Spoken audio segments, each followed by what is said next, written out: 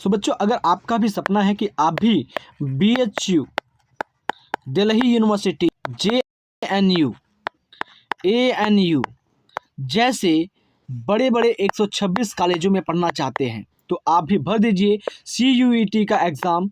ये आपके लिए काफ़ी ज़्यादा हेल्पफुल होगा इन बड़े बड़े यूनिवर्सिटी में एडमिशन पाने के लिए। तो आज हम आपके लिए लेकर के आए हैं complete information bulletin CUET UG के बारे में, जो कि 2026 में आयोजित कराया जा रहा है। चलिए, अगर हम बात करते हैं इसके इन्फॉर्मेशन में, तो क्या क्या चीज़ें आपको मैं बताऊंगा। तो आपको मैं बताऊंगा कि ये फॉर्म का जो लास्ट डेट है वो कब तक है, कब से ये फॉर्म भरा जा रहा है, इसमें एलिजिबिलिटी क्या है, क्या क्या क्वालिफिकेशन आपकी होनी चाहिए CUET के लिए। दूसरी बात, अगर हम बात करते हैं तो कैसे पेपर होगा, ठीक है, पेपर ऑफलाइन मोड होगा या ऑनलाइन मोड होगा। दूसरी बात मैं बताता हूं तो आपको कितना फी लगेगा फॉर्म भरने के लिए। इन सारे चीज़ों को मैं आपको कंप्लीट करके बताने वाला हूं। तो चलिए शुरू करते हैं आज के इस इंफॉर्मेशन बुलेटिन को और समझते हैं एक एक पॉइंट बुलेट को। तो यहाँ पर आपको बेटा दिखाया जा रहा है इंपॉर्टेंट इन्फॉर्मेशन और डेट, जो कि आपके CUET एग्जाम के लिए काफ़ी ज़्यादा महत्वपूर्ण है। तो मैं आपको यहाँ पर बता देना चाहता हूँ कि जो ऑनलाइन सबमिशन है एप्लीकेशन के लिए वो क्या है, 3 जनवरी से 30 जनवरी, यानी कि ये पूरा महीना चलने वाला है। दूसरी बात, अगर हम बात 31 जनवरी को आपका लास्ट डेट है फीस सबमिट करने का। तो यहाँ पर क्या लिखा हुआ है आपको मैं पढ़ करके सुनाता हूँ ताकि आपको अच्छे से समझ में आ जाए। देखिए, जस्ट एक सेकेंड हमको टाइम दीजिएगा। यहाँ पर बताया गया है कि आपका जो फॉर्म सबमिशन होगा वो कब होगा, 3 जनवरी से लेकर के 30 जनवरी तक ये चलेगा।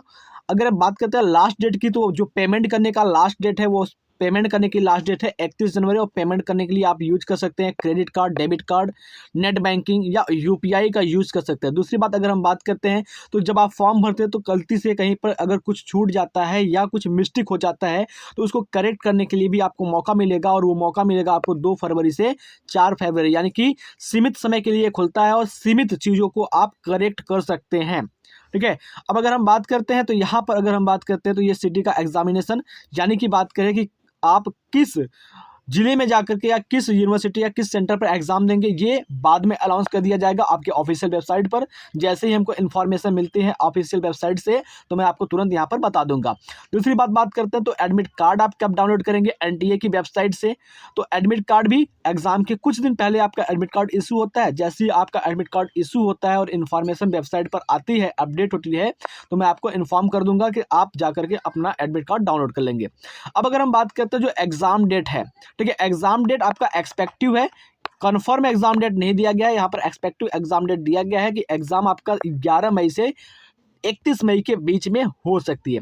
अब अगर हम बात करते हैं जो आपका आंसर की है, वो आंसर की कब दिखेगा भाई, जब एग्जाम हो जाएगा तो आपका आंसर की ऑफिशियल वेबसाइट पर अपलोड कर दिया जाएगा। NTA की नेशनल टेस्ट एजेंसी के वेबसाइट पर आपका अपलोड कर दिया जाएगा।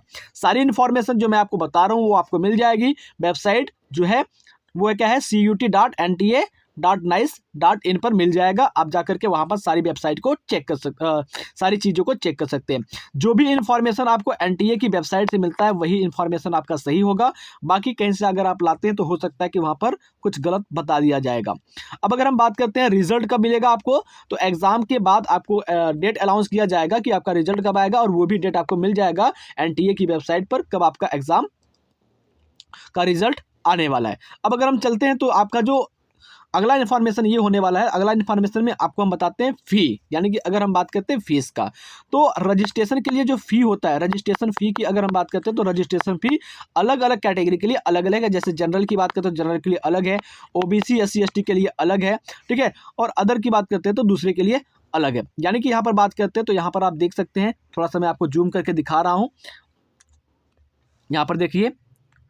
तो यहाँ पर आपको बताया गया है कि जो आपका फ़ी है, ठीक है, यहाँ पर देखते हैं क्या है, यहाँ पर लिखा है कि अप टू 3 सब्जेक्ट, यानी कि 3 सब्जेक्ट। 3 सब्जेक्ट क्या है बेटा, 3 सब्जेक्ट का मतलब आपका ये है कि यहाँ पर जो आपका 3 सब्जेक्ट है वो ये है कि आप PCB ले रहे हैं, फिजिक्स केमिस्ट्री मैथ है, या फिजिक्स केमिस्ट्री बायोलॉजी है, या कॉमर्स का कोई सब्जेक्ट है, तो ये जो आपको 3 सब्जेक्ट क्लास 12 में थे मेन वो सब्जेक्ट हो जाएंगे।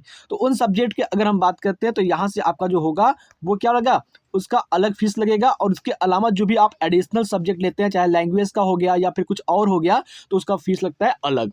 यानी कि अगर हम बात करते हैं, अगर कोई इंसान या कोई भी लड़का कैंडिडेट जनरल कैटेगरी से बिलोंग करता है, यानी कि जनरल कैटेगरी से बिलोंग करने वाले का जो रजिस्ट्रेशन फ़ी होगा वो होगा 1,000 रुपये। किसके? 1,000 रुपये हो जाएंगे उसके 3 सब्जेक्ट के, यानी कि अप टू 3 सब्जेक्ट। और इसके बाद अगर वो जितना एडिशनल सब्जेक्ट ऐड करता है, एक करता है, 2 करता है, तो उसको 400 रुपये अलग से देना पड़ेगा पर सब्जेक्ट का। यानी कि अगर हम बात करते हैं टोटल आपको 5 सब्जेक्ट लेना पड़ेगा, 5 सब्जेक्ट का मिला करके इस हिसाब से 2 सब्जेक्ट ये हो जाएंगे, यानी कि 800 रुपये ये हो जाएगा, और प्लस 3 सब्जेक्ट आपके पहले से रहेंगे, कुल मिला करके 1800 रुपये आपका लग जाएगा अगर आप जनरल कैटेगरी से बिलोंग करते हैं तब। वहीं पर अगर हम बात करते हैं ओबीसी की बात करते हैं, तो ओबीसी के लिए 900 रुपये है, जो आपका 3 सब्जेक्ट है अप टू, वो 900 रुपये। इसके अलावा अगर वो सब्जेक्ट लेता है एडिशनल में, तो वो 375 रुपये है। तो इस तरीके से अगर कैलकुलेट करेंगे तो आपका पैसा आपको पता चल जाएगा कितना सब्जेक्ट का और कितना पैसा लगने वाला है। अगर कोई बंदा SC ST से बिलोंग करता है या थर्ड जेंडर से बिलोंग करता है, तो उसका लगता है 800 रुपये, और जो उसका सब्जेक्ट होता है एडिशनल वाला, वहाँ से लगता है आपको 350 रुपये पर सब्जेक्ट के बेसिस पर। अगर हम बात करते हैं कोई बाहर से आकर के देता है, ठीक है, इंडिया के बाहर से आकर देता है, तो उसका क्या लगेगा? 4500 रुपये। यानी कि अगर हम बात करते हैं यहाँ पर इंडियन ही नहीं, फॉरेनर भी जाकर के एग्जाम दे सकते हैं, तो उसका क्या रजिस्ट्रेशन फीस है? 4,500 रुपये उनका रजिस्ट्रेशन फीस है, और एडिशनल सब्जेक्ट का 1800 रुपये फीस है। यानी कि अगर हम बात करते हैं तो कुल मिला करके आप समझ सकते हैं कि आपका जो कंपटीशन होने वाला केवल इंडियन के लोगों से नहीं, बाहर के लोगों से भी होने वाला। बट डरने की कोई बात नहीं है, यहाँ पर ज़्यादातर इंडियन होंगे, फॉरेनर कम होंगे। फॉरेनर में भी वही कौन होंगे जो इंडिया के बाहर है, ठीक है। आगे अगर हम बात करते हैं तो यहाँ पर कुछ इन्फॉर्मेशन आपको और दिखाई जा रही है। यहाँ पर अगर हम बात करते हैं तो जो एग्जामिनेशन होगा वो कैसे होगा, एग्जामिनेशन का मोड क्या होगा, मीडियम क्या होगा, और अगर हम बात करते हैं तो इसके एग्जामिनेशन का जो स्कैम होता है वो हम आपको बता देते हैं। जैसे अगर एग्जामिनेशन की बात करते हैं तो जो एग्जामिनेशन होगा आपका कैसा होगा, यहाँ पर सारी चीज़ें एक कॉलम में बना करके लिखी गई है, मैं आपको बता देता हूँ। यहाँ पर आपको बताया जाएगा जो सब्जेक्ट होगा, टोटल सब्जेक्ट कितना है? 37, और 13 तो क्या है आपके इंडियन लैंग्वेज है, 23 आपके डोमेन स्पेसिफिक है, एक जनरल एप्टीट्यूड का टेस्ट होगा। यानी कि कुल मिला करके आपको 3 पेपर होगा, 13 तो जनरल लैंग्वेज में से आपको एक लैंग्वेज चुनना पड़ेगा, 23 डोमेन सब्जेक्ट में से आपको 3 सब्जेक्ट चुनना पड़ेगा, चाहे वो पीसीबी फिजिक्स केमिस्ट्री मैथ हो या फिजिक्स केमिस्ट्री बायोलॉजी हो, ठीक है, पीसीबी या पीसीएम चुनना पड़ेगा। उसके बाद आपको एक इंडियन लैंग्वेज में क्या हो सकता है भाई, आपका इंग्लिश हो सकता है, हिंदी हो सकता है, कुछ भी हो सकता है, और जनरल में आपका जो होगा जनरल एप्टीट्यूड में, वो आपको मैं अभी बता दूंगा थोड़ी देर के बाद। उसके बाद अगर हम बात करते हैं चॉइस ऑफ सब्जेक्ट, आप सब्जेक्ट कैसे चुनेंगे, जैसे अभी कैंडिडेट की बात करते हैं तो कैंडिडेट में choose up to the maximum 5 subject, यानी कि जो भी कैंडिडेट होते हैं वो मैक्सिमम क्या कर सकते हैं, 5 सब्जेक्ट को चुन सकते हैं, उससे ज़्यादा सब्जेक्ट नहीं चुन सकते, ठीक है, including language and general aptitude. General aptitude और जो उनकी लैंग्वेज होती है, हिंदी, इंग्लिश, संस्कृत जो भी होती है, उसको लेकर के ये 5 सब्जेक्ट चुन सकते हैं। दूसरी बात अगर हम बात करते हैं तो सबसे ज़्यादा इंपॉर्टेंट जो होता है वो आपके क्लास 12 की जो सिलेबस होती है वो भी इंपॉर्टेंट सब्जेक्ट होती है। लेकिन इसके अलावा अगर हम बात करते हैं तो आप यहाँ पर देखें कुछ नोट पॉइंट करके लिखा हुआ है,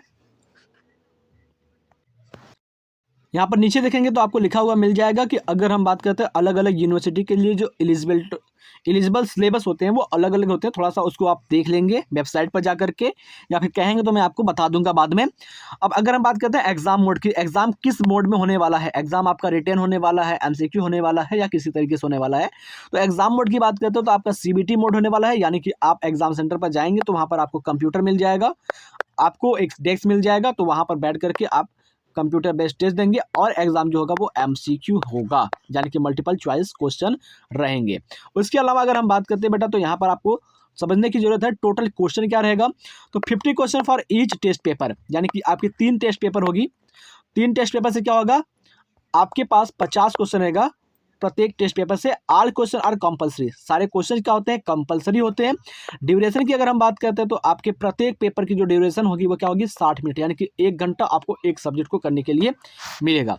अगर हम शिफ्ट की बात करते हैं, the examination will be conducted in the multiple shift, यानी कि जो एग्जामिनेशन होगा यानी कि आपके लैंग्वेज का अलग शिफ्ट में होगा, जो आपका डोमेन सब्जेक्ट है उसका अलग होगा, जनरल एप्टीट्यूड का अलग होगा, तो अलग अलग शिफ्ट में होगा, वो आपको बाद में बता दिया जाएगा, ठीक है। उसके बाद अगर हम बात करते हैं तो यहाँ पर दिया गया है कि मार्किंग किस तरीके से मार्किंग किया जाएगा।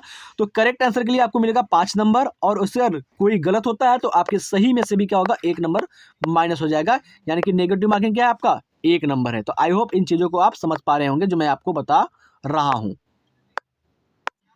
आगे की इन्फॉर्मेशन में बेटा बताई गई है द क्वेश्चन पेपर का पैटर्न क्या होगा, objective type multiple choice question रहेंगे। और टेस्ट अगर हम बात करते हैं सब्जेक्ट क्या क्या कवर करना है, तो this list the list of language domain specific subject and general aptitude test covered in the CUET 2026। यानी कि अगर हम बात करते हैं 2026 में अगर CUET का आप एग्जाम देते हैं तो आप में क्या होगा, जनरल एप्टीट्यूड भी होगा, लैंग्वेज भी होगा और सब्जेक्ट स्पेसिफिक डोमेन क्या होता है, ठीक है। यानी कि अगर आप बात करें 12th में आपने फिजिक्स केमिस्ट्री मैथ लिया है, फिजिक्स केमिस्ट्री बायोलॉजी लिया है, आपने कॉमर्स से पढ़ा हुआ है, जो भी आपने 12th में सब्जेक्ट लिया है तो वो आपका सब्जेक्ट रहेगा। बाकी जो अगर डिटेल सिलेबस है वो आप इस वेबसाइट से जाकर के देख सकते हैं, ठीक है। आगे अगर हम बात करते हैं तो आगे में क्या बताया गया है, पेमेंट मेथड, आप पैसा कैसे पे करेंगे रजिस्ट्रेशन भरने के समय। तो पेमेंट भरने के लिए क्या होता है, आपको पहले आपको फॉर्म भरना पड़ेगा। फॉर्म भरने के बाद आप अपने नेट बैंकिंग का यूज कर सकते हैं, क्रेडिट कार्ड डेबिट कार्ड का यूज कर सकते हैं, UPI का यूज कर सकते हैं, ठीक है। इसके अलावा अगर हम बात करते हैं कंफर्म पेज कैसे मिलेगा, तो आपके 3 स्टेप में फॉर्म भरे जाएंगे।